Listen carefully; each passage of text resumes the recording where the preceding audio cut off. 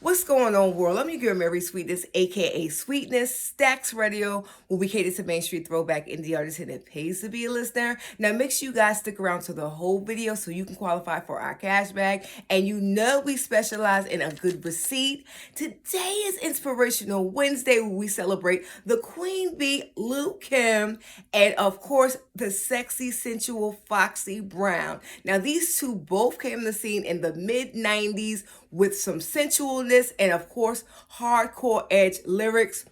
And of course, delivery to match. Of course, Lil Kim dropped her hardcore album as well as Foxy Brown with the Il Nana, which albums I both had and I both equally enjoyed. Okay. Now, they both came on the scene at the same time and their albums both dropped both a week apart from each other, with Lil Kim dropping hardcore and a week later Foxy Brown dropping the Il Nana.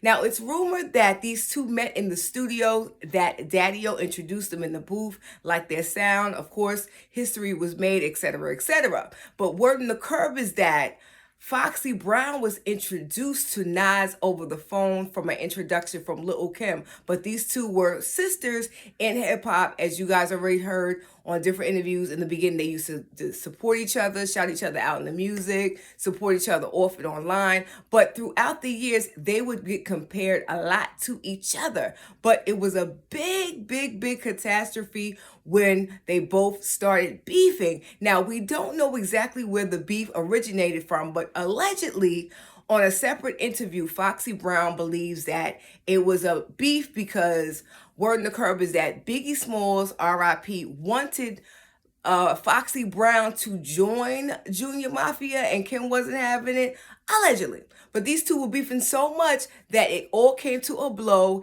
at the Hot 97 studios, where someone was fatally shot but not killed in the back from Capone and Noriega's camp. And Lil Kim ended up doing a year and a day, allegedly, behind the incident. Now, it's true that these two women have not gotten along on separate interviews. One has said some things over the other, and it's just been a whole big hot mess. But we do enjoy the music from both of these women, and we just want to say, why can't you girls just get along? It's been years. You girls have been involved, not girls, but you women have involved in music and changed the game so much.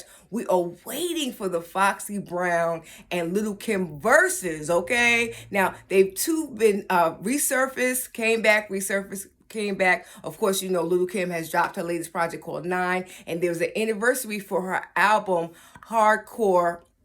The anniversary just came up not too long ago, and of course, a word on the curb is that Foxy Brown was supposed to come out in 2020 with a project, but it never surfaced. So our question to you is, who do you think was the better MC, Lil Kim or Foxy Brown? If you want to know what we really think, make sure you guys download stationhead.live/Marysweetness, where we get into some things. But the only thing I can tell you is that I enjoyed them both equally, and I could not compare the two because they're two different styles. Even though one did end up surpassing the other, they both opened the doors for all femcs in hip hop, like myself, and all the ones that's doing it now took a page out of these ladies' book. Trust me, okay? So our question to you is, who do you think is the better MC? Who do you like the best? Or would you like to see these two come joining mics? Word on the curb is that they were going to go allegedly backstage a couple of years ago at a Summer Jams concert and touch mics, but both felt like it would be ungenuine for them to come touching mics after all these years with a whole bunch of things that have happened in the past. Our thing is here at Stax Radio. Ladies, come on, let's do it for the better of hip hop. We need this. Touch mics. We need that album. We need that album that you guys were creating called Thelma and Louise. Maybe we could probably get a Thelma and Louise part 2. I don't know. Well, anyway, I'm done with this. I'm your girl, Marysweetness, aka Sweetness. Stax Radio, we cater to Main Street throwback indie artists, and it pays to be a listener.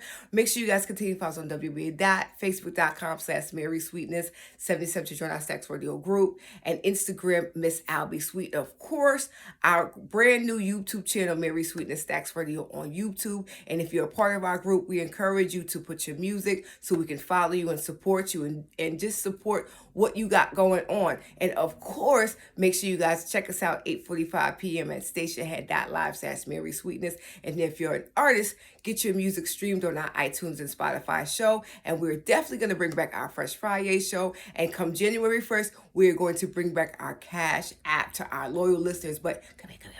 You have to be a loyal listener. I'm not playing.